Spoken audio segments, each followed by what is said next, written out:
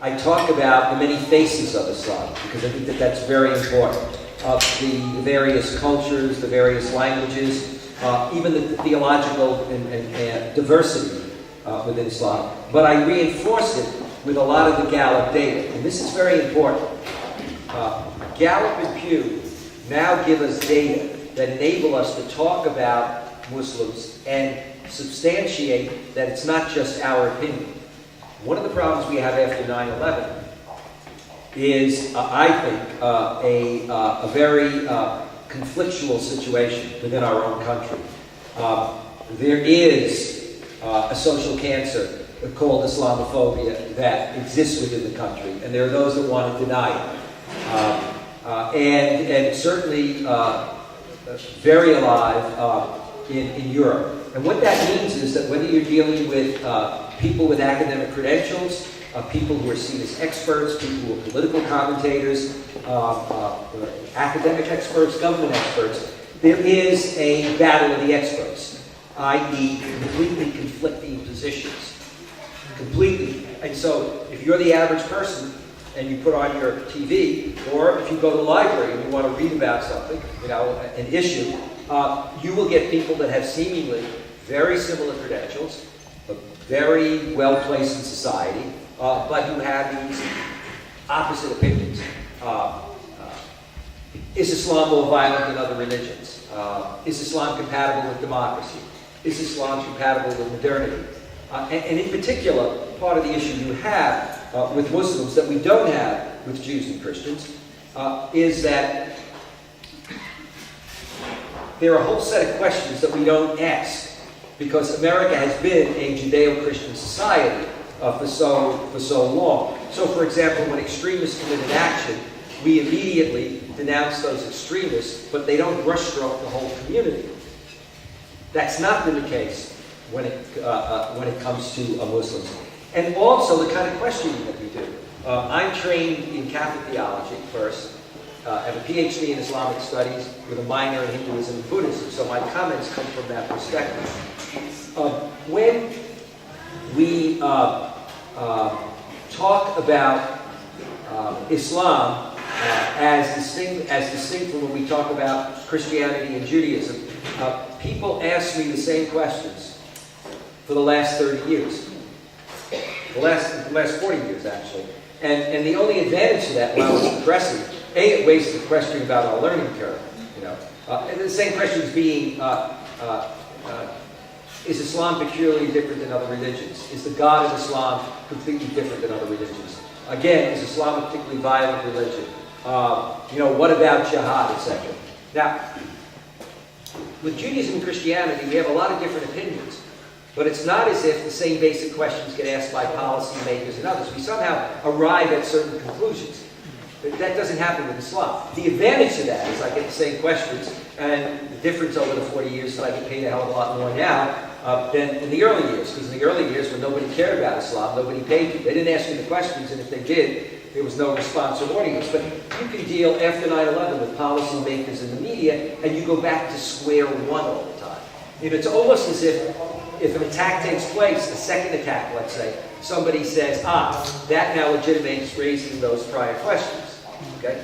However, for example, if you look more recently, when Janet Napolitano warned a couple of months ago about homegrown terrorists that were more your sort of right-wing, many Christian inspired, there was a real hue and cry against what she said, even though terrorism experts know that exists. Now, we had a threat a couple of weeks ago with regard to killing officers. Then we had a second threat, both Christian-inspired. But nobody said, gee, Napolitano, 2 threats. Wait a minute, let's think back to McVeigh and the FBI. Now maybe we really ought to take a very close look at how many more embedded cells are there. Okay? I'm not trying to diminish or take away from the fact that one has to be very concerned about the question of, let's say, Muslims, but it's the extent to which it brushstrokes a tradition. Then what I tried to do in the second chapter is to look at the phenomenon of political Islam. And look at that, how it evolved over the last 30 years, how it plays out in mainstream and in extremist politics and society. But I think the third chapter becomes very interesting to a lot of people because the third chapter is on reform. what I call the chapter that says, where are the Martin Luthers and the Billy Grahams of Islam? I.e., where are the major deal, even though I think that's trite, what the heck? It attracts people's audience, you know. As opposed to if you say, who are the people who practice Tajdeed in Islam? What that is anyway. So what I try to do there is to say, answer the question which has come up very much after 9/11, but has always been there, and to talk about, are they reformers in Islam? If they are, what do they look like? Who are they? What kind of ideas do they have? How do they deal with issues like the nature of the Muslim community, pluralism both within the community and religious pluralism with other faiths? What do they say about extremism? What do they say about developing an American or a European Muslim identity? What do they say about the issue of identity and integration into society?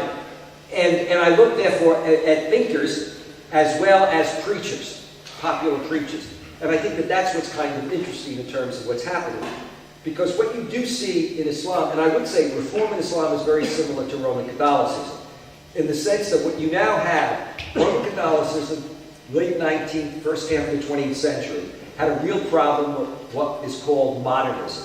And many popes had a problem with modern critical thinking when it came to interpreting the Bible, and had a problem with the notion of democracy, freedom of speech, gender equality, because they saw that as anarchy, potential sort of anarchy, you know, questioning a lot of the foundations. And religious pluralism. It wasn't until Vatican II that the Church officially accepted a notion of religious pluralism, although there's been some retrenchment on that part with John Paul, and even more now with Pope Benedict XVI. This isn't being taped, is it? No, because then I'll really take off. I haven't said anything controversial. It's when we refer to him as the German Shepherd, and you play through that phrase, you can understand. And the Italians refer to him as the German Shepherd, and then they'll say to me, when they say it, like when I'm in Italy, they'll say, do you know what a German Shepherd is? It's not just that he's German. There's this dog that's a German Shepherd. I can stand this. He said, no, we've been calling him that for a long time. But in any case, what you had for reform in Islam became a vanguard of theologians who were regarded by the religious establishment as a problem, who often were rejected by the local community because it was very conservative, because the religious leaders and the theology it was raised with, you know, and therefore the vanguard was always that kind of minority that was caught between the establishment and also the popular side. And that raises issues about the curriculum in seminaries, you know, how do we get people to open up? Well, in Islam you have this vanguard emerging from Egypt and Indonesia, and I discussed that. And then the last part is on relations between the Muslim world and the West, and where do we need to move on that. And that deals, in many ways it deals with both the Bush years and with Obama's promise of a new vision. It's not clear to me at all that we're anywhere near it.